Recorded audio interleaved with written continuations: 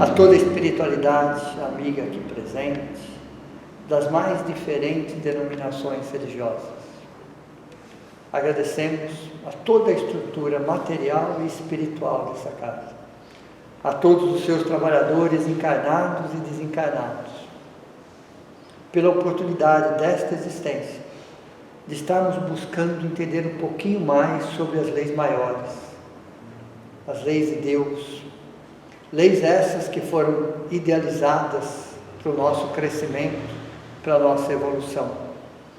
Então, nós, nesse dia, abrimos mãos do nosso descanso e outros compromissos para estarmos aqui, buscando o conhecimento que dissipa a nossa ignorância, que amplia os nossos horizontes, que nos ajuda a ter discernimento, bom senso, entendendo muito melhor o porquê e o para quê. Agradecemos também a todos aqueles que de alguma forma colaboraram para que pudéssemos estar aqui essa noite.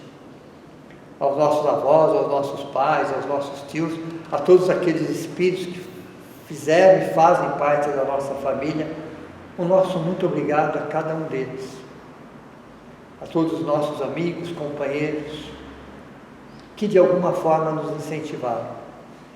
E estamos nós, junto com a espiritualidade amiga, nesse compromisso que nós firmamos antes dessa reencarnação, de buscar a espiritualidade, de ampliar os nossos horizontes, de dar um novo colorido para a nossa vida, de buscar uma base sólida para que pudéssemos, principalmente nos momentos mais delicados, que pudéssemos apoiar os nossos pés, tendo a certeza que existe um Deus, que existe um Jesus, que existe toda uma espiritualidade, que através das suas leis nós vamos evoluindo, crescendo, reaprendendo, ressignificando. E aqui estamos nós, de livre e espontânea vontade, buscando um Deus um pouco diferente daquele que nós até então conhecíamos. Aquele Deus que castigava, aquele Deus que punia, aquele Deus que concedia benefícios para aqueles que o adorassem. Estamos numa doutrina que nos acolhe, que nos esclarece, mas que principalmente nos liberta dessas amarras, amplia os nossos horizontes, nos coloca na condição de filhos de Deus, contribuindo também com todo esse processo evolutivo. E por isso que nós temos que agradecer a cada dia, a cada oportunidade, de estarmos reunidos em seu nome, buscando aquilo que realmente nos falta, o colorido para a nossa vida, aquilo que importa e que muitas vezes é invisível aos nossos olhos. Que assim seja. Então hoje nós vamos falar de uma lei, a 10ª lei, que ela é considerada, não que as outras não sejam importantes, mas essa lei ela é um pouco maior comparada com as outras. Tanto que é lei de justiça, de amor e caridade. Interessante que a espiritualidade disse assim, lei de justiça, lei de amor, lei de caridade. Fez um pacote só, como se não desse para separar uma coisa da outra. Então é uma lei um pouco mais completa, comparada com as outras leis que nós estávamos estudando. E é interessante que essa foi uma forma didática que a espiritualidade nos trouxe para que nós pudéssemos entender as leis que regem o universo. Então são leis que foram de alguma forma traduzidas para nós, para que pudéssemos entender como que a coisa funciona de acordo com o nosso momento evolutivo. Por isso foi dividido em 10 leis dessa forma didática. Ok? Então é um nome composto, primeira coisa, né? Tínhamos lei de liberdade, lei da reprodução, lei da sociedade, lei do trabalho. Aqui não, é um nome composto, porque você tem justiça, o amor e caridade. E olhando assim, só pelo título, a gente já enxergou o amor no meio da justiça e da caridade. Interessante isso, né? Porque você começa a olhar as entrelinhas, você fala, o amor está exatamente no meio entre a justiça e a caridade. Foi colocado de propósito, para que a gente pudesse entender um pouquinho melhor sobre isso. quando nós falamos de justiça, é um tripé, como se fosse um banquinho de 3 pés, tudo bem? Ele está equilibrado, porque tem 3 pés, eles são do mesmo tamanho. Então, cada pé tem exatamente o mesmo tamanho. Por isso que o banquinho está equilibrado. Nesse tripé, você tem igualdade, liberdade e fraternidade. Então, quando se fala em justiça, igualdade, liberdade e fraternidade. São os 3. Se um tiver mais do que o outro, há um desequilíbrio. Vai faltar no outro. Por isso que é um tripé. Está a igualdade, liberdade e fraternidade, é o que se estrutura um banquinho chamado justiça.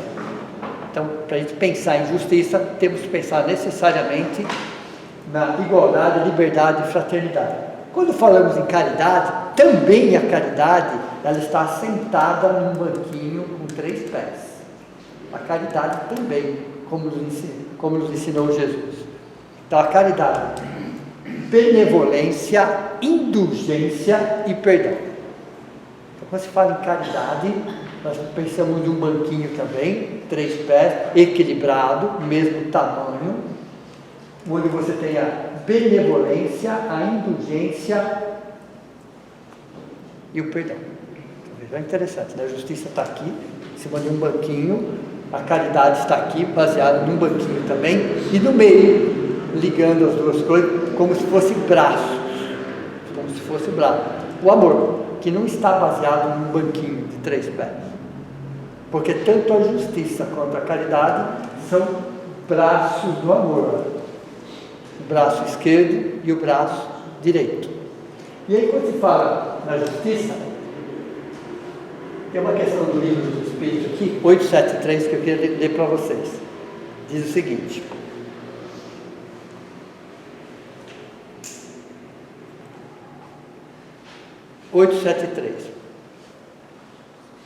é interessante essa questão. Livro dos Espíritos, 873. O sentimento de justiça está na natureza ou resulta de ideias adquiridas? Resposta: tanto está na natureza que vos revoltais ao pensamento de uma injustiça.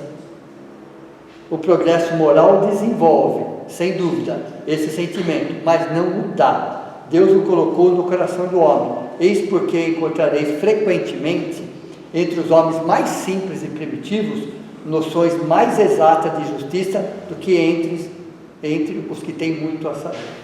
Olha que interessante essa resposta. Por quê? Aí nós vamos pela antítese. O que é a antítese? Se a gente não entende o que é justiça, é muito fácil entender o que é uma injustiça. Interessante isso, né? Eu posso ter dúvida em relação à justiça, mas uma injustiça eu não tenho dúvida. É muito claro, é muito transparente. Então, está na natureza essa ideia de justiça. Não é uma ideia pré-concebida, não faz parte de uma cultura. O que a cultura faz, o que o conhecimento faz, vai ampliar essa noção, aí sim, mas não dá. Aliás, tomem muito cuidado, mas extremamente cuidado com pessoas muito inteligentes. Tome muito cuidado com pessoas muito inteligentes. Por quê? Porque elas conseguem nos convencer até quando elas estão erradas. Deu para vocês entenderam ou não? Elas têm argumentos e contra-argumentos até para provar alguma coisa que elas também sabem que estão erradas. Por isso que a resposta está aqui. Você vai encontrar uma noção de justiça muitas vezes em pessoas mais simples do que pessoas letradas. Tem que tomar muito cuidado com pessoas muito inteligentes, porque elas acabam nos convencendo até quando elas estão erradas. Então, a ideia de justiça, ela está na natureza. Quando Deus nos dotou, já notou com todas as potencialidades. Deus, quando nos criou, já nos criou com todas as potencialidades, todas. Não tem nada fora de nós, ok? O que era necessário, então? O tempo e a experiência. As vivências. porque todas essas potencialidades seriam desenvolvidas ao longo dos milhões e milhões e milhões de anos. E a justiça está na natureza. Quando fala está na natureza, está em nós. Uma questão injusta faz com que a gente se revolte. Já perceberam ou não? Qualquer injustiça gera em nós uma revolta, uma indignação. Para vocês terem uma ideia, como a ideia de justiça está em nós. O que o conhecimento faz, amplia esse horizonte, mas não dá esse horizonte. A resposta 873 do Livro dos Espíritos deixa bem claro isso, que a ideia de justiça já está em nós, ao ponto de uma injustiça já nos gerar indignação. Para vocês perceberem, independente do nível evolutivo. Independente do nível evolutivo, qualquer ato injusto gera indignação. Para vocês perceberem como a justiça na questão 83. Então, no amor, você tem o braço esquerdo, vamos dizer assim, chamado justiça, baseado num tripé. E no seu braço direito, você tem a caridade, que também está assentada em um tripé. O que seria benevolência, na opinião de vocês? Quem arrisca? Oi? Humilde, o que mais? Bondade, o que mais? Paciência, ok? Então a gente percebe que benevolência tem a ver com bondade e outros sentimentos que dão a base para ela. Indulgência. O que seria indulgência? Saber calar os defeitos alheios. Uma pessoa indulgente é aquela que cala sobre os defeitos alheios. Ela não passa para frente, ela não aumenta, ela não comenta qualquer coisa nesse sentido. É uma pessoa indulgente. Então, ó, a caridade está na bondade, ela está no fazer silêncio sobre coisas que não agregam, que não acrescentam, e, no nosso caso, no perdão. Principalmente, perdoar. O que significa isso? Que nós estamos num processo onde essa lição é essencial para o nosso crescimento, para a nossa felicidade, para o nosso equilíbrio emocional. Todos estamos no planeta de provas e expiações, todos temos mágoas, temos ressentimentos, temos inconformações, todos temos. É isso que caracteriza um planeta de provas e expiações. Então, o perdão aqui, essa lição do perdão é para nós, para um planeta de provas e expiações e regeneração. Pouco ainda para regeneração. Dali para cima não precisa mais. Olha, interessante, né? O perdão só existe para um planeta, o final do planeta primitivo, provas, expiações e início de regeneração. Depois o perdão não tem mais essa necessidade. Nem se comenta mais sobre isso.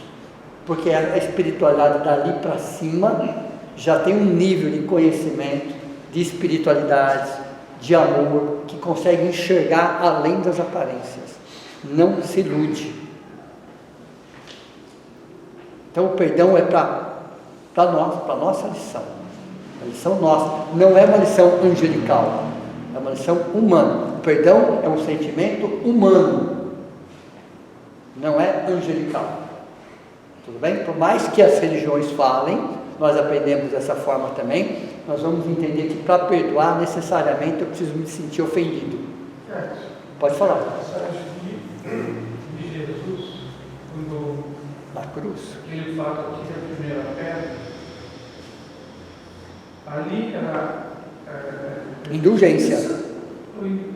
Indulgência. Ali quando ele chama a atenção e faz o comentário, né? Que atire a primeira pedra, significa o quê? Quem de vocês não tem, entre aspas, pecado? Quem de vocês não cometeu um equívoco?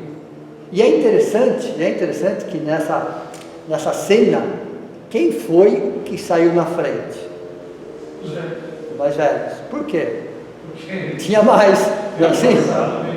Exato. É interessante, né? Porque é um detalhe, os mais velhos foram saindo na frente, depois de meia idade foram saindo depois os mais novos por último. Interessante esse detalhe. Os mais velhos, por quê? Porque tinham mais situações.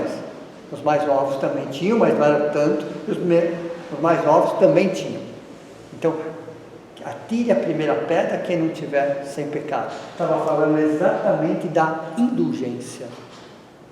Ali era a lição da indulgência.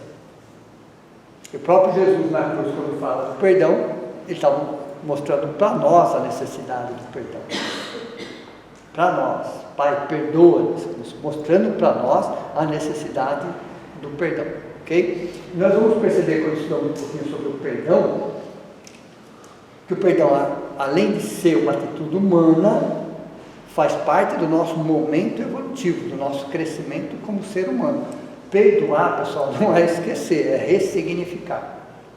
É entender que antes da gente reencarnar, nós trazemos algumas lições essenciais para essa existência. Vocês concordam ou não?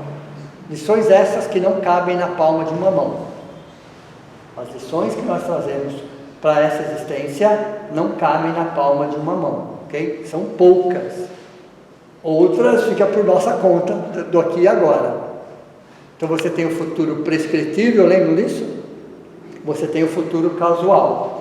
O futuro prescritivo são lições que eu trouxe para essa existência. E uma das lições que eu trouxe para essa existência é exatamente a lição do perdão, na prática. Na prática. Mas para eu perdoar necessariamente, eu tenho que me sentir ofendido. E 90% das minhas mágoas tem outro nome: orgulho ferido. 90% das minhas mágoas tem outro nome. As coisas não saíram milimetricamente como eu gostaria que saísse. Por isso que eu me ofendi. Interessante isso. E nós vamos carregar isso por anos, por décadas, até por existências, enquanto nós não entendermos o porquê e as razões daquilo. E é interessante, eu já comentei isso com vocês na outra aula, que antes dessa existência, nós programamos algumas lições para essa existência e alguns ciclos. Lembra dos ciclos? Nós programamos algumas situações para alguns ciclos. Então vamos, cinco lições essenciais. Vamos dividir nos ciclos que nós, junto com o nosso anjo da guarda, junto com toda uma equipe que cuida da reencarnação, nos ajudaram a escolher, olha, essa lição melhor nesse ciclo. Melhor nesse ciclo. Você estará melhor psicologicamente, emocionalmente, espiritualmente para passar por essa lição. Então passe por ela neste ciclo. Nós somos aconselhados. Só que não falam exatamente o que vai acontecer, como vai ser. Não existe essa situação. Vai acontecer isso em tal lugar, com tal pessoa, esqueçam, pessoal. Não é desta forma. Só dizem da lição que eu preciso passar. Olha, você vai ter que passar pela lição do perdão. No ciclo, por exemplo, 28-35, vai acontecer alguma coisa nesse ciclo que vai te marcar profundamente.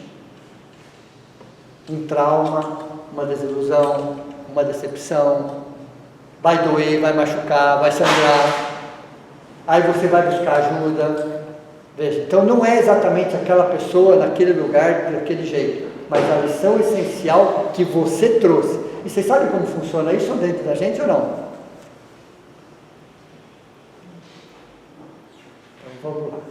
Estamos na erraticidade, aguardando essa reencarnação, ok? Tomamos a consciência disso, escolhemos mais ou menos o ciclo que pode mudar, não tem problema nenhum em relação a isso, tudo bem? Pode mudar o ciclo. Aquilo que nós escolhemos está no nosso consciente, lá, você está escolhendo a lição, junto com o seu anjo da guarda, junto com uma equipe que está te assessorando. Quando você reencarna, aquela informação do consciente vem para o subconsciente e fica guardadinha lá, até o ciclo, fica lá, até o ciclo fica guardadinho. Quando começa a chegar próximo, aquela informação vem do subconsciente para o consciente. Aí quando vem para o consciente, você atrai pessoas e situações para perto de você, para que você possa passar por aquela lição. Entenderam? Então, independente de onde você esteja, com quem você esteja, você vai atrair pessoas e situações de acordo com a sua necessidade evolutiva. Isso é uma parte, não quer dizer que tudo que aconteça conosco. Você tem o futuro causal, você pode mudar tudo. Estou dizendo no futuro prescritivo. Então pouco importa quem foi, como foi, de que jeito foi. O que mais importa é a lição. E quando se fala do perdão, é um processo de perdão, não é um perdão instantâneo. Você pode levar décadas, não tem problema nenhum. É um processo de perdão, que vai eliminando resíduos, que vai ampliando o seu horizonte, que vai entender. E é o perdão e o auto-perdão. Deu para você entender ou não? Porque eu fico falando tanto do perdão e o auto-perdão. E às vezes que eu falhei, comigo mesmo, inclusive. Você tem que se trabalhar também o auto-perdão. Então, quando você fala de caridade, está falando de benevolência, indulgência e perdão. Estou falando isso em relação às outras pessoas? Sim, mas também estou falando isso em relação a mim mesmo. Deu para você entender ou não? Então, quando você fala em justiça, do tripé da justiça e do tripé da caridade, eu estou falando em relação a pessoas? Sim, mas também estou falando em relação a mim mesmo. A mim mesmo. Porque se eu faço comigo, é fácil ou menos difícil fazer com os outros. Se eu faço com os outros, por que não fazer comigo? Deu para você entender ou não como funciona? É assim que funciona. O perdão e o auto-perdão. Você vai trabalhando o perdão e vai trabalhando o auto-perdão. O que é o sentimento de culpa?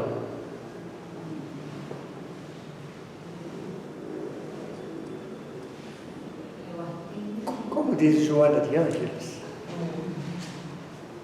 o sentimento de culpa é subproduto do orgulho. Ok? O sentimento que todos nós carregamos, é um subproduto do orgulho também, da falta de auto-perdão. Então nós somos cruéis conosco mesmo. Nós somos cruéis conosco. Nós somos nossos piores obsessores. Veja, justiça sem amor não é justiça, é crueldade. Justiça sem amor não é justiça, é crueldade. Então muitas vezes nós somos extremamente cruéis conosco mesmo. Extremamente cruéis. E se nós somos extremamente cruéis conosco mesmo, nós também às vezes somos cruéis com as outras pessoas. E vice-versa. Entenderam? É interessante que o outro é como se fosse um espelho nosso. Muitas vezes as nossas atitudes refletem nos outros e retornam para nós. Ok? Então quando você fala em justiça, caridade e amor, nessa lei aqui, nós vamos entender que o amor tem que estar no meio, porque ele que estrutura tanto a justiça quanto a caridade. Por isso está no meio. Então não foi à toa que a espiritualidade colocou o amor no meio. Quando montou a lei, colocou o amor exatamente no meio, porque sabia que justiça e caridade seriam braços do amor. E esse amor aqui, ó, é o amor ágape. Quem que lembra dele? Todos nós temos vários níveis de amor, lembram disso? Nós já estudamos sobre isso. Voltaremos a estudar sobre isso, vamos nos aprofundar ainda mais. Mas esse amor que está no meio aqui é um amor que transcende. Não é um amor carnal, não é um amor exatamente um amor humano. É um amor que transcende a nossa própria condição. É o que está acima e está dentro de nós. Então, pode falar. No caso da oração do São Francisco, que é uma reflexão e não uma oração, ele encaixa bastante isso. Com certeza. Sem dúvida nenhuma, que a oração de São Francisco vai mostrar exatamente o que é esse amor. Que não é exatamente um amor possessivo. Nós ainda amamos de forma possessiva. É a nossa característica, é o nosso momento. Nós não conseguimos amar se não for em relação à posse. Mas isso faz parte do processo. Mas à medida que eu vou ampliando isso e entendendo que eu sou um reflexo disso, que eu sou uma centelha divina, todos nós somos, não somos servos de Deus, somos filhos de Deus, e todos nós resplandecemos esse amor, é esse amor ágape, é o amor que transcende. É um amor que está em nós? Está. Porém, nós ainda não entendemos exatamente, porque não, é um amor que não espera nenhum tipo de retribuição e de retorno.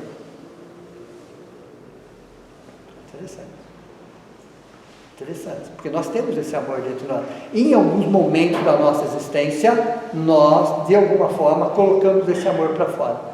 Quantas vezes nós já fizemos alguma coisa para alguém, sem esperar nenhum tipo de recompensa, de retorno, de gratidão, de coisa nenhuma, simplesmente pelo prazer de fazer? Isso é o amor ágape. É o amor, o melhor amor do ser humano, vamos dizer assim. Ele transcende as possibilidades emocionais, espirituais. Ele simplesmente se doa. Por isso fala ágape. É a força que sustenta o cosmos. Pare para pensar que o amor é a maior força do universo. Do micro ao macro, dos infinitamente pequenos aos infinitamente grandes, todos nós estamos mergulhados nesse amor. Por isso que o mal não existe. Que é onde o amor não existe.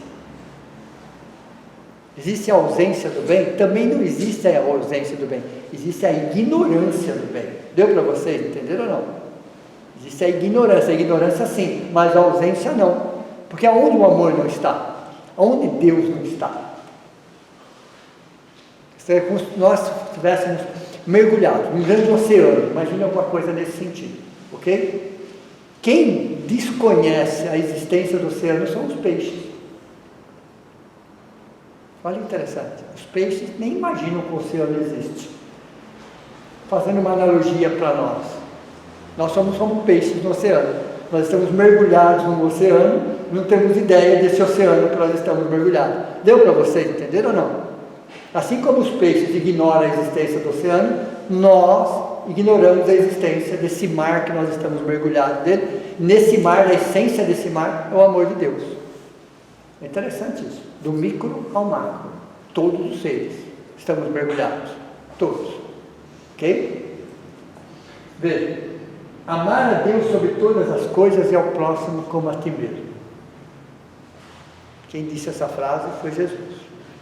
Mais de 2000 anos atrás. Tudo bem? Para a época, perfeito, cabe até hoje. Porém, com a nossa evolução, principalmente a evolução das ciências psíquicas, nós precisamos inverter o sentido dessa frase. Já pararam para pensar nisso ou não?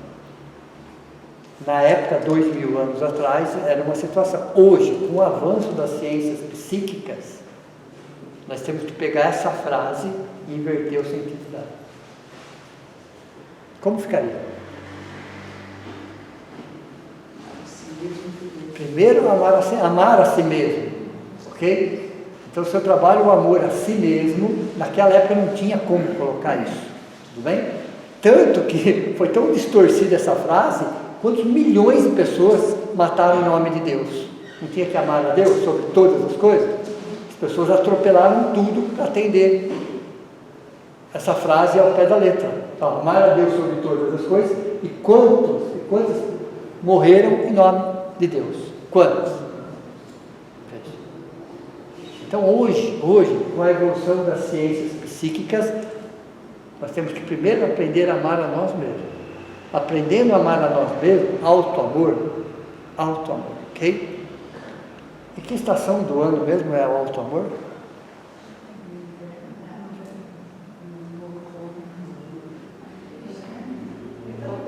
Justifiquem a resposta. É a estação que a gente tem que se recolher, é o momento que a gente se recolhe para refletir. Então vamos lá. Reeducação emocional centrada no auto-amor. Lembra disso? A reeducação emocional centrada no auto-amor. O auto-amor é o inverno das emoções, onde as flores se recolhem e se acolhem na sua essência. Isso é auto-amor. Quando você se recolhe e se acolhe na essência, na sua essência, como as flores fazem no inverno, esperando a primavera, não é isso? Porque elas sabem, a natureza sabe que não adianta lutar contra o inverno. O que elas fazem? Elas se recolhem e se acolhem, aguardando o melhor momento. Então veja, O alto amor é exatamente quando o espírito, nós, na nossa condição humana, paramos de querer ser amado por todos e olhamos para nós. O que nos falta é alto amor. Alto amor, autoconsideração, autorrespeito, autoestima, okay? Auto-perdão. Perceberam então o problema ou não? Então, se o ser humano do século XXI está completamente perdido, eu não sou amado por ele mesmo. Deu para você entender ou não? Ele quer ser amado pelas pessoas.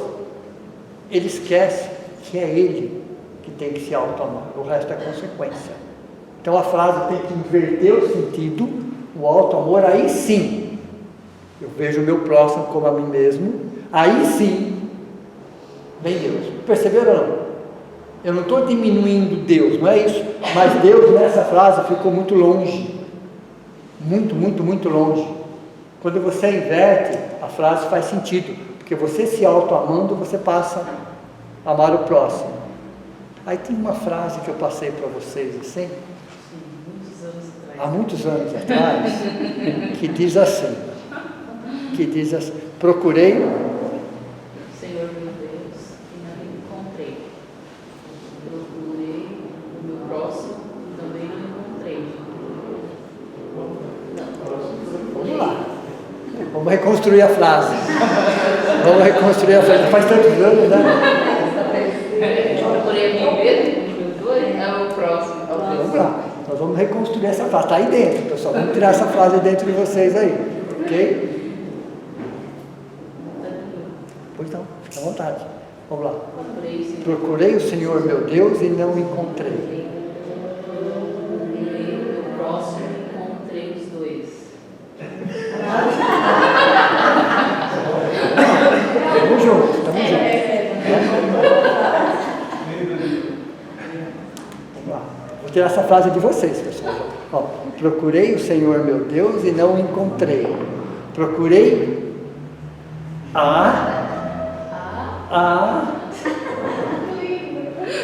Então anotem porque vai cair na prova, pessoal. Vou falar de novo. Procurei o Senhor meu Deus e não o encontrei. Procurei a minha alma e não a encontrei. Procurei o meu próximo e encontrei os três. Entenderam ou não? Vai cair na prova, tá? Quando eu falo alma, eu estou falando da essência, tá? Eu não estou falando do corpo espiritual. Então as pessoas ficam procurando Deus, não vai encontrar em lugar nenhum, pessoal. Deus não é passivo de ser encontrado, ok? Procurei a minha alma, nesse caso a minha essência divina. Também não vai encontrar em lugar nenhum. É imaterial, ok? A mesma coisa do finito querer entender o infinito, pessoal. A mesma dificuldade que o finito tem de entender o infinito é do material querer entender o imaterial. Falta parâmetro. Então, pode falar. Porque, assim, a essência está no ser humano, né? Exato. E quando Jesus se foi ao Pai dele, ele disse o seguinte: eu vou, mas eu deixo com vocês o Espírito Santo. Então, o Espírito Santo é diferente da nossa essência? Nesse caso espiritual, seriam os seus ensinamentos, as suas lições, os seus exemplos, a sua vibração. Ok? Então, nesse caso, deixarei com você o Espírito Santo. O Espírito é o exemplo, é o amor, é a bondade, é tudo que ele fez, todas as suas lições, que ficou pairando até hoje. Isso é o Espírito Santo.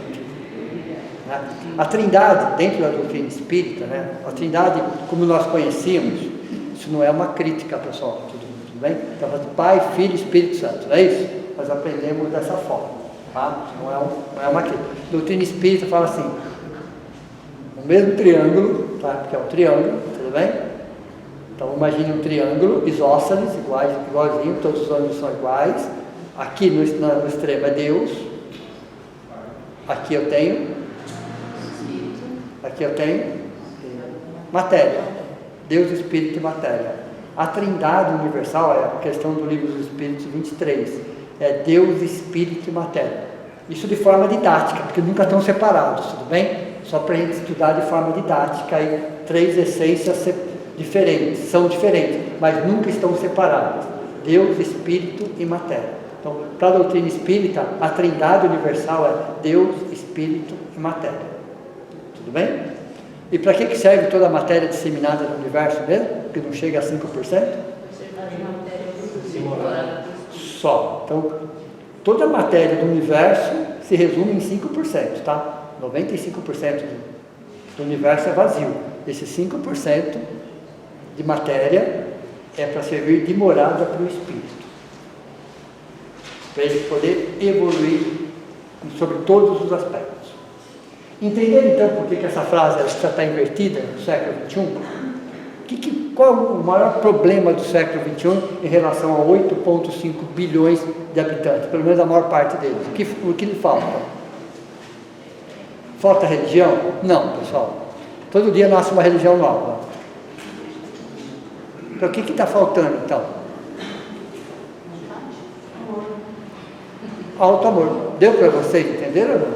Então veja, essa frase existe há milênios, hoje se você inverte, você trabalha o alto amor, você consegue ver o próximo. Aí enxergando o próximo, você consegue entrar em contato com a essência. Entenderam ou não? Por favor, o amor é a maior força do universo. Se você quiser entender qualquer coisa que acontece, necessariamente você precisa reaprender a amar. Reaprender a amar. Ressignificar. Ainda amamos de forma egoísta. Mas aos poucos da vida, e as lições, as experiências, vão fazendo com que a gente vai se desapegando em relação a algumas coisas e valorizando outras situações. Então, para o século XXI, essa frase tem que estar invertida, porque o que nos falta é alto amor. Falta de alto amor. O problema do ser humano do século XXI é a falta de alto amor. O que ele deve para ele. Tudo bem? E a cada reencarnação, pessoal, vocês imaginam o seguinte, né? Que é uma escada de infinitos degraus, que teve o primeiro degrau, sim, ok?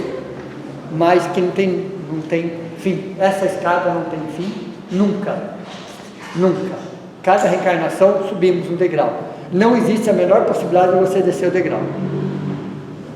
Não existe. Tudo bem? Às vezes você fica estacionado ali, até aprender aquela lição. Sobre alguns aspectos você evolui, sobre outros aspectos você fica patinando, mas fica patinando. Veja, o espírito não retroage.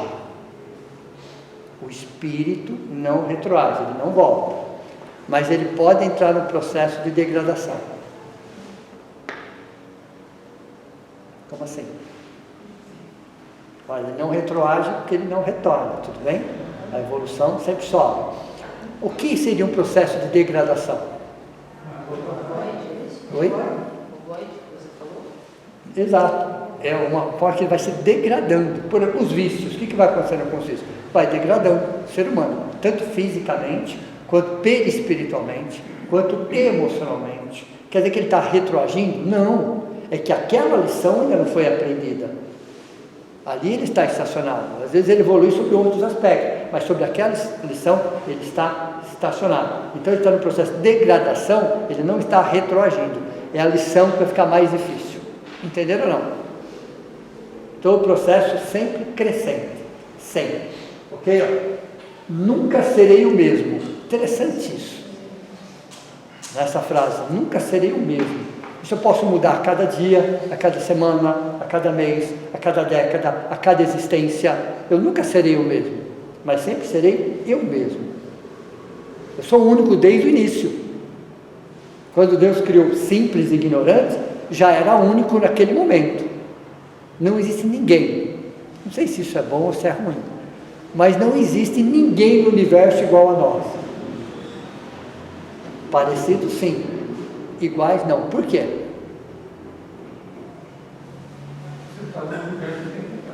Porque você já passou por N existências, N experiências, N lições, e você foi aprendendo cada lição, cada experiência do seu jeito, da sua forma.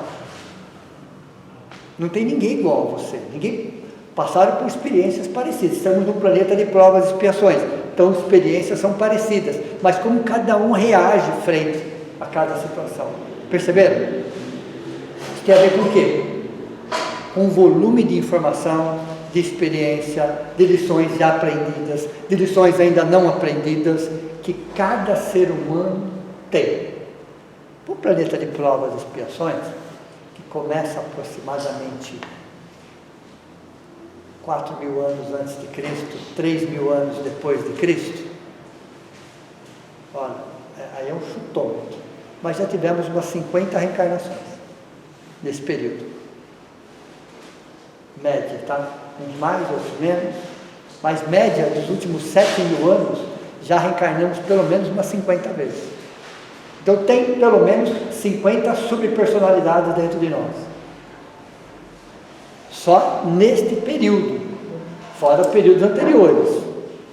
Só estou falando do período, né, que se fala provas e expiações, 4.000 anos antes de Cristo, 3.000 anos depois de Cristo. Pergunta, por que a figura de Jesus é tão marcante em nós? E em algumas religiões, não. Já pararam para fazer essa pergunta? Por que só 1/3 das religiões do mundo são cristãs? 2/3 não são cristãs.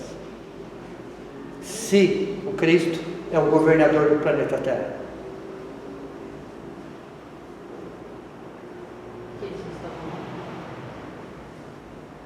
Porque naquela fase que ele estava encarnado, esses espíritos não estavam lá fisicamente, nem espiritualmente. Nós estávamos. Por isso que a figura de Jesus nos marcou profundamente. Nós estávamos lá, ou na condição de encarnados, ou na condição de desencarnados. Mas nós participamos daquilo, de alguma forma. Então, há mais de 2.000 anos que nós trazemos isso para dentro de nós. No seu caso, essa subpersonalidade que você também comentou na aula passada, e que essas personalidades vivem dentro da gente, Vivem? tem aquela doutrina dos muitos Deus, né? É a mesma. E então, na verdade, nós não temos a nossa personalidade, nós não somos independentes dessas doutrinas. Não somos independentes. Elas estão, assim, numa briga para sobressair. Eu não diria uma briga, cada qual viveu o seu tempo. Eu não diria exatamente uma briga. Porém, alguns aspectos de personalidades anteriores a essa existência, às vezes vem à tona, sobre alguma pressão, sobre uma situação, sobre um momento delicado. Então você percebe que vem alguma coisa de uma outra existência. Não que elas briguem entre elas, cada qual viveu o seu momento, mas todas elas estão dentro de nós. E as mais recentes, de alguma forma, interagem com essa. Entenderam ou não? E essa é dessa atual. Essa é a eu diria que é a última. Eu diria que é a última. Ok? Eu diria que é a última. Essa também é temporária. Vocês concordam ou não? Essa tem data de nascimento. Não sabemos exatamente quando, mas ela vai ter data de falecimento também. Essa personalidade vai depois virar outra personalidade, e aí sucessivamente. Quando você diz o porquê que nós temos Jesus dentro de nós, porque nós estávamos lá, e por que nós adotamos a doutrina espírita? Então, primeiro que a doutrina, Jesus não deixou nenhuma religião, tá? Nós criamos as religiões baseadas nos ensinamentos. Por que nós adotamos a doutrina espírita? É uma boa pergunta. Estávamos na velha cidade, todos nós, de alguma forma.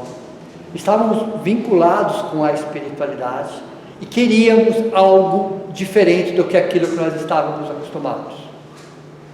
Queríamos ampliar os nossos horizontes.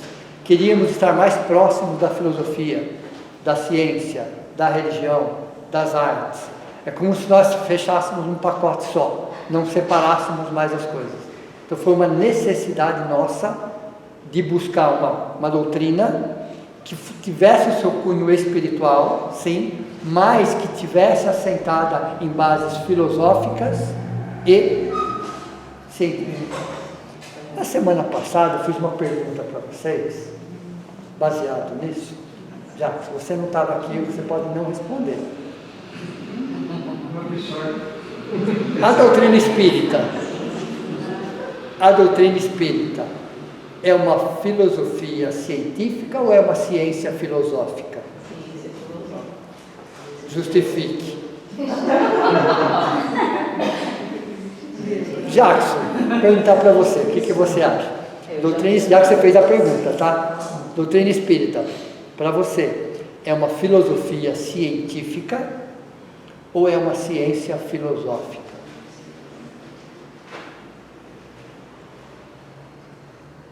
Ciência filosófica, eu vou pegar o gancho dela. Agora, justificar. Interessante, porque quase ninguém acerta essa pergunta. E por que quase ninguém acerta? Porque a doutrina espírita começa pela filosofia, não é isso? Livro dos Espíritos. Ela começa pela filosofia. O Livro dos Espíritos é filosofia pura. Tu fala, então é uma filosofia científica. Não, não é. É uma ciência filosófica. Por quê? Quando aconteceram os fenômenos das mesas girantes, toda aquela parte material, quem foi chamado para explicar? O cientista, não foi nenhum filósofo chamado. Ok? Então foram os homens de ciência, os homens que conheciam toda a ciência, todas as leis, para tentar explicar que aquilo era impossível. Ok? Então foram cientistas que foram chamados, baseados na ciência, ok? Que aí foi gerando toda uma filosofia. Então é uma ciência filosófica, porque ela nasce da ciência. O primeiro livro é filosofia, mas ela nasce da ciência. A filosofia partiu de dados científicos. Tudo bem? Entenderam?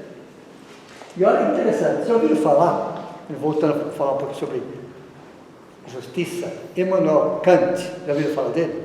Um grande filósofo.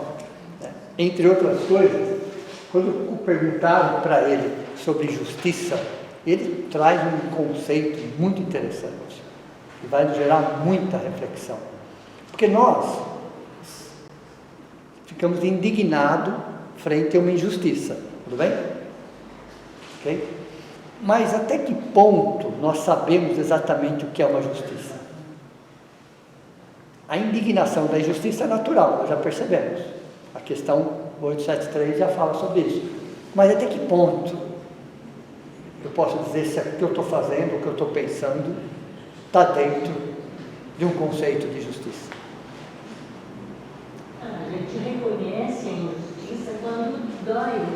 Não, sim, a injustiça já ficou claro. Mas até que quando eu sei que a justiça, que eu estou achando que a justiça, pelo menos, é realmente uma justiça. Entre 8,5 bilhões de habitantes do planeta Terra, culturas diferentes. Primeiro que você se colocar na condição do outro, tem que se perguntar. Immanuel Kant responde essa questão de uma forma muito interessante, né? Um grande filósofo. Ele fala: pense que se todo mundo estivesse fazendo o que eu estou fazendo, o mundo todo, então eu vou agir de tal forma, mas se o mundo todo agisse da mesma forma, qual seria o resultado? É bom ou é ruim? Interessante, como você amplia. Então, se você tem uma dúvida em relação se a atitude é justa, imagine o mundo todo fazendo exatamente aquilo. Qual seria o resultado? Então, um pequeno delito, por exemplo, imagine 8,5 bilhões de habitantes cometendo um pequeno delito. Qual é o tamanho desse delito? O que parece insignificante, multiplica isso. Você vai ver o quanto isso é insignificante. Então, Emmanuel, quando perguntaram sobre justiça para ele, ele responde exatamente isso. A melhor noção de justiça é pensar o mundo todo fazendo exatamente isso. Qual seria o resultado? É bom ou é ruim? Como que eu receberia isso? A verdade deixa de existir. Então, a verdade é sempre entre aspas, ok? Mas aí você tem uma noção se é bom ou se é ruim, dentro daquele momento, dentro daquela avaliação. Se o mundo todo fizer o que eu estou fazendo, é a melhor noção de justiça que nós podemos ter nesse momento.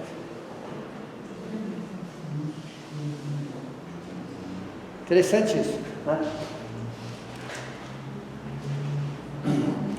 Outra coisa interessante que a gente tem que parar para pensar, e a doutrina espírita nos ajuda, somente nessa lei de justiça, amor e caridade. Vocês já ouviram essa frase, só que às vezes a gente não leva essa frase com a seriedade necessária.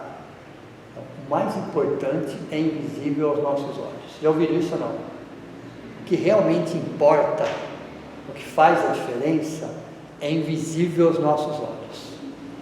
E o que é invisível aos nossos olhos? Que não passa pelos 5 sentidos físicos. Porque nós somos seres materiais. É interessante que Allan Kardec, quando, ao invés de chamar de alma encarnada, espírito encarnado, ele chamou de alma. Ele chama de espírito desencarnado, mas na hora de encarnado, ele não chama de espírito encarnado, ele chama de alma. Por quê? Existe uma diferença muito grande. Muito grande. A pressão da matéria sobre o espírito faz de tal forma que, se ele não tomar cuidado, ele distorce a sua realidade. Então, a pressão não só da matéria, corpo, mas do meio que ele está inserido. Então, a pressão sobre ele é tão grande que o próprio Allan Kardec mudou, né? Ele não colocou espírito encarnado, ele chamou de alma, trocou até de nome, devido ao peso da matéria e do meio que ele está inserido, daquilo que alguma coisa ia atraí-lo, aquilo que realmente ia fazer com que ele sentisse a vontade de fazer, e muitas vezes, discordante daquilo que ele se programou. Porque quando nós somos espíritos desencarnados e estamos numa colônia espiritual, nós pensamos de uma forma. Por quê? Você está desencarnado, você está com uma sensibilidade maior e você está num ambiente favorável. Deu para você entender ou não? Quando você reencarna, você está com uma densidade 1000 vezes maior, num ambiente desfavorável, prova expiações, sofrendo pressão de tudo quanto é lado. Por isso que chega aqui muitas vezes o espírito muda completamente aquilo que ele veio fazer. Ele não suporta a pressão. Ou ele se deixa envolver tanto, que ele perde o foco. E passa-se décadas e ele não sabe o que ele fez. Hoje, estou falando hoje, bem pertinho da gente, o maior mal da humanidade hoje. Da humanidade. Começa com a letra D. D de dado. Começa com a letra D. D de dado. Desamor, não é? Não. Não? Aí a segunda letrinha é a letra I.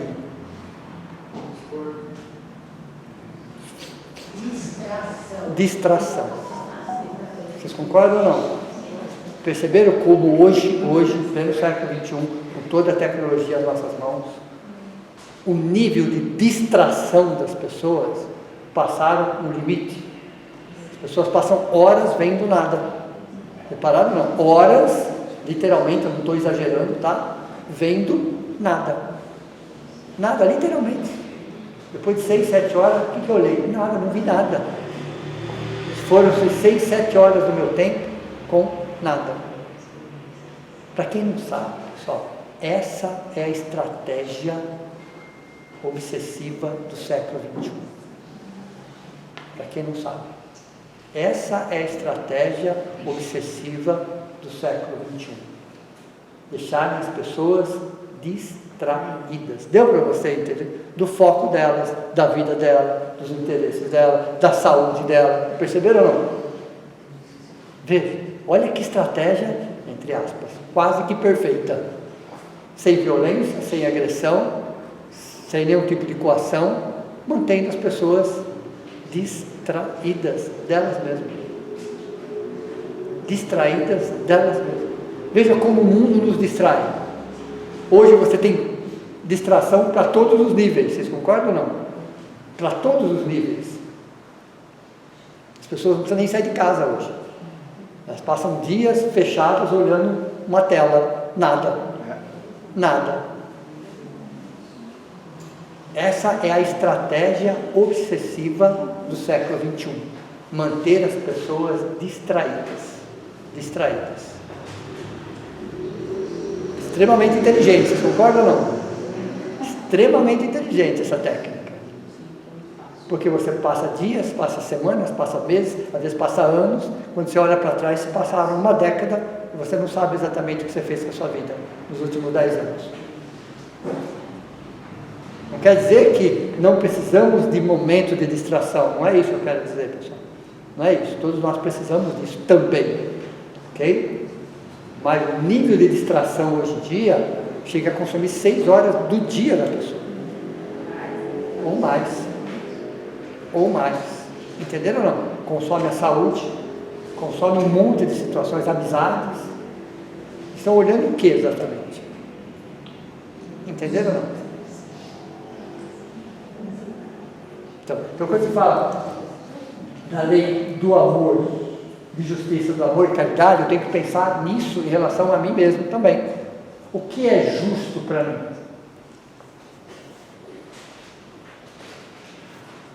A disciplina me torna indistraível.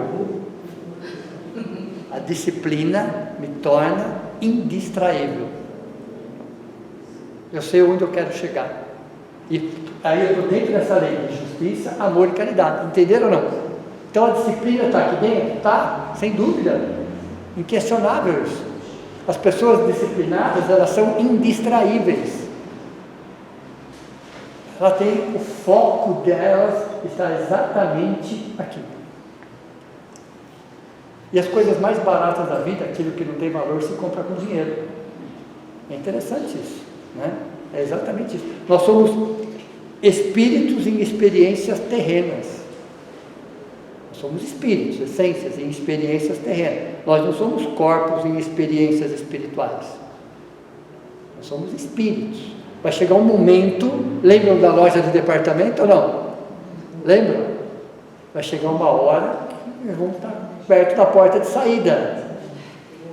Vamos ter que devolver tudo, literalmente falando. Inclusive o corpo.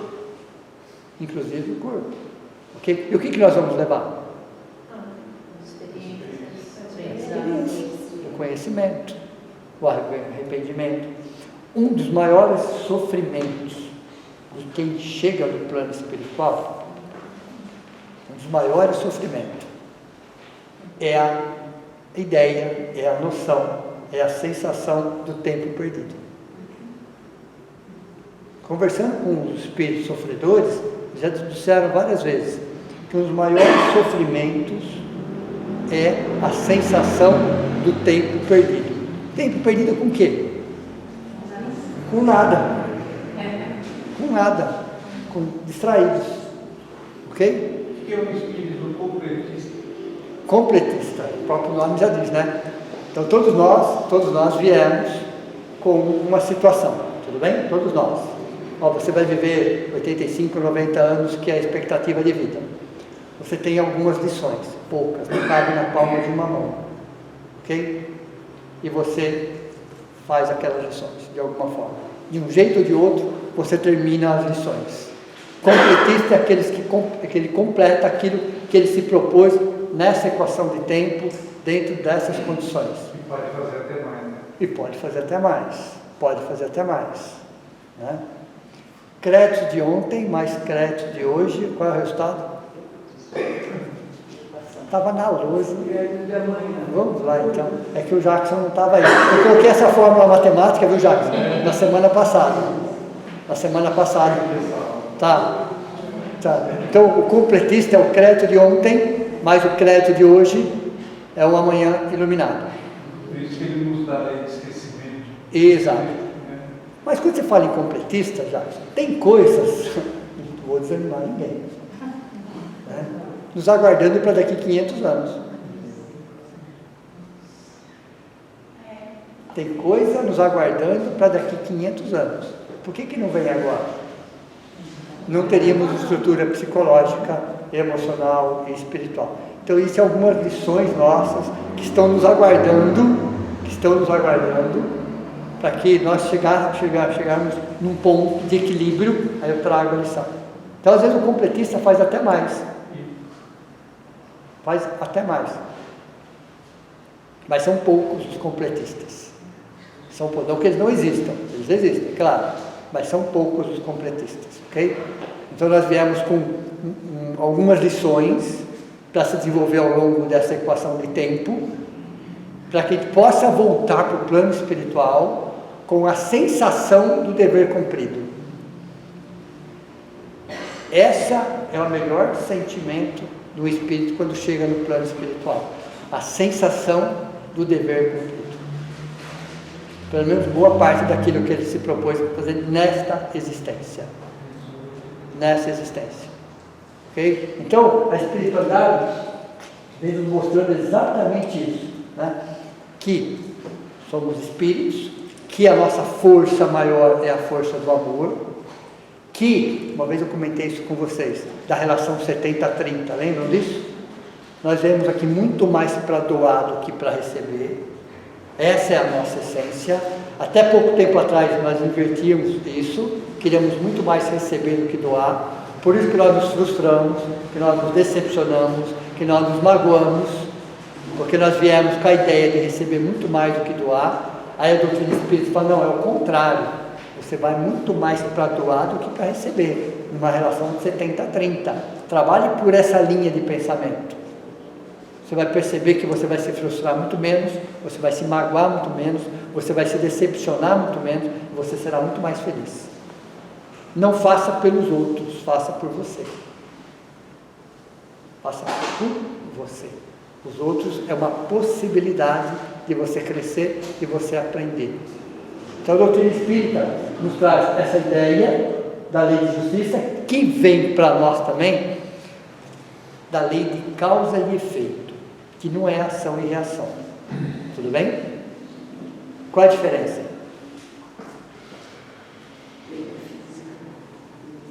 Oi? A lei da física. Ação e reação é uma lei da física, tudo bem? É uma lei da física. Em qualquer situação, em qualquer lugar, se mantendo as mesmas condições, você tem o mesmo resultado, não é isso? E o que é a lei da causa e efeito? Oi? Plantio e colheita. Tá. E?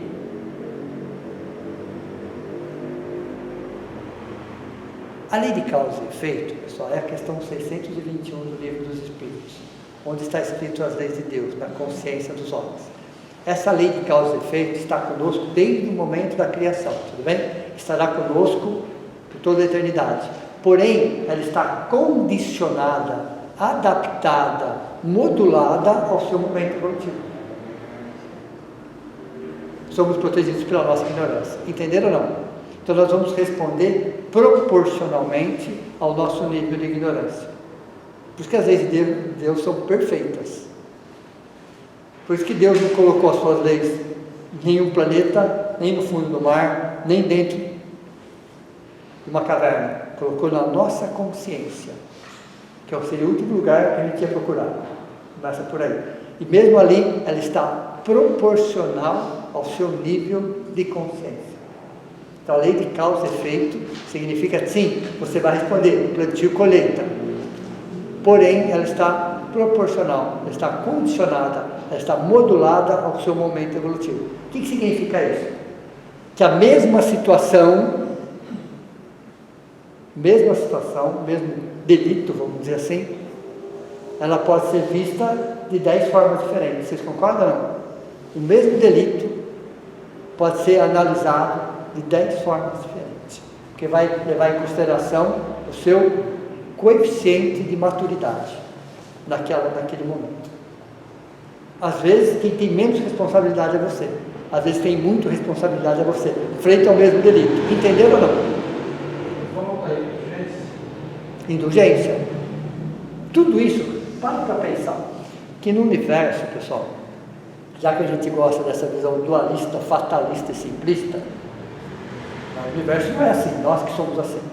A espiritualidade já nos diz o seguinte: já que vocês gostam de pensar dessa forma, vamos analisar dessa forma, ok? Não existe certo e errado. Não existe. De certo e errado, quem criou fomos nós, tá? Fomos nós que criamos essa visão. A espiritualidade, obedecendo a nossa linha de pensamento, diz assim: então pense da seguinte forma: aprendizado, aprimoramento. Entenderam ou não? Ou vocês estão em aprendizado, ou vocês estão em aprimoramento. O aprendizado sugere equívocos. O aprendizado, o próprio nome já fala, você está em aprendizado. Os equívocos são naturais, são normais. Ou vocês estão em aprimoramento. Aí não cabe a culpa, cabe a responsabilidade. Não é você aprender com os erros, é você aprender corrigindo os erros. Né? O erro é um excelente método de aprendizado quando eu tenho humildade para isso. Quando eu não terceirizo, quando eu não justifico, quando eu não me culpo, ele é uma grande lição. Quando eu terceirizo e justifico, vitimizo, então pior ainda, ok? Porque eu não aprendi a lição aí, tem muito de orgulho. Quando eu fico me culpando, é porque tem muito de orgulho. Então eu tenho que pegar o erro, entre aspas, erro aprendizado, e tirar lições essenciais daquilo. Porque quando Deus nos criou, já nos criou sabendo que nessa fase evolutiva, provas e expiações, teríamos equívocos. Teríamos equívocos. Por isso que Ele não castiga, Ele educa. Quem nos castiga? Somos nós. Quem nos castiga somos nós mesmos. Nós sim nos castigamos. Aí entramos em sintonia com mentes tão doentes quanto, que aí se completa o castigo. Mas não tem nada a ver com Deus. Não tem nada a ver com Deus. Educa. Às vezes de uma forma enérgica, mas educa como um bom pai. Mas nunca castigou, em hipótese alguma. Tudo bem? Entenderam então a lei de justiça, amor e caridade? Porque aí na semana que vem, a lição mais fácil. Da perfeição moral e saúde mental. Ok? Que aí é o fechamento do curso, você vai falar sobre perfeição. Então as 10 leis nós estudamos uma por uma. Onde estava a casa mental, onde estava cada uma dessas leis, qual era a relação que nós tínhamos, se era conosco, se era com Deus, se era com o próximo. Então cada lei, ela se enquadra num local específico e nos traz lições específicas. Essa lei, justiça, amor e caridade, era como se ela englobasse todas. Pode falar. Falou sobre a justiça social, por melhor que seja, incompleta? É incompleta. Incompleta.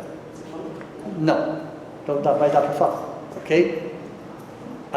A justiça social, por melhor que seja, ela é incompleta.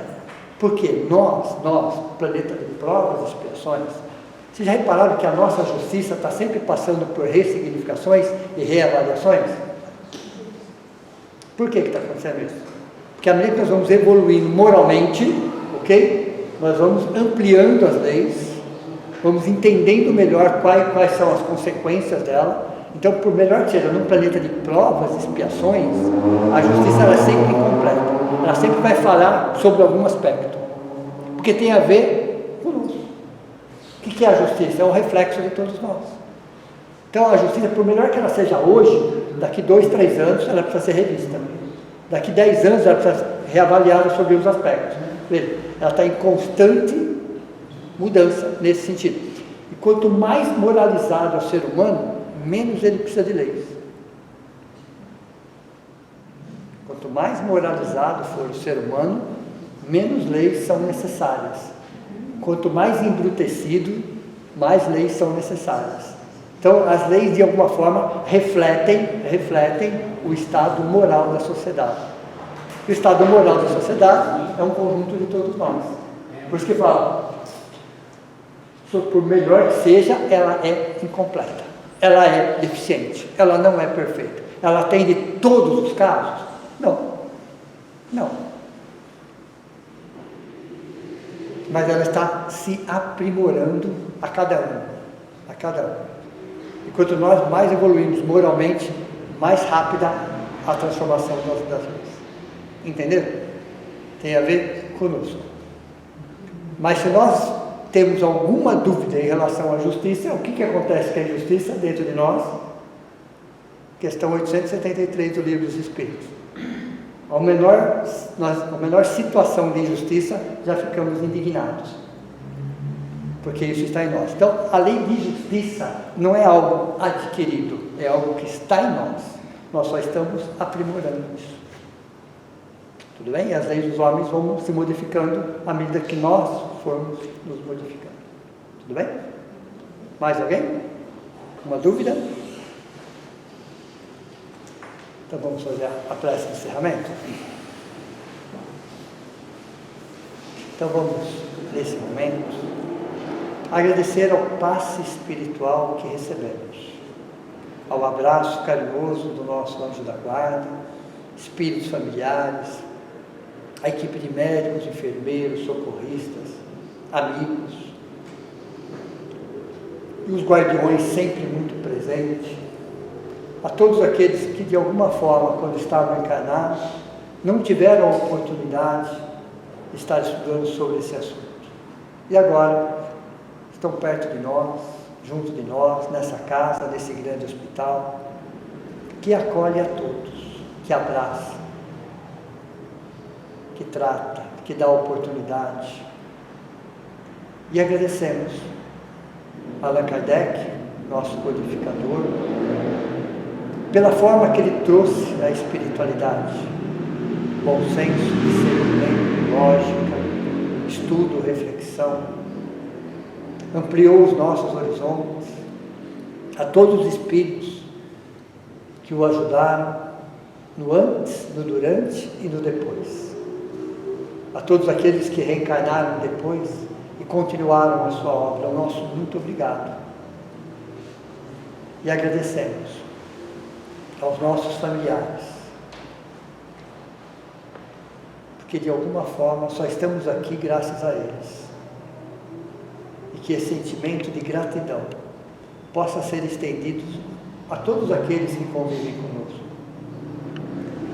pela oportunidade, pela existência, pela saúde, pela alegria de estarmos reunidos em nome de Deus, olhando tudo isso com outros olhos, numa doutrina que nos acolhe, que nos esclarece, que nos liberta, mas nos dá a certeza que não estamos aqui por acaso. Que assim seja.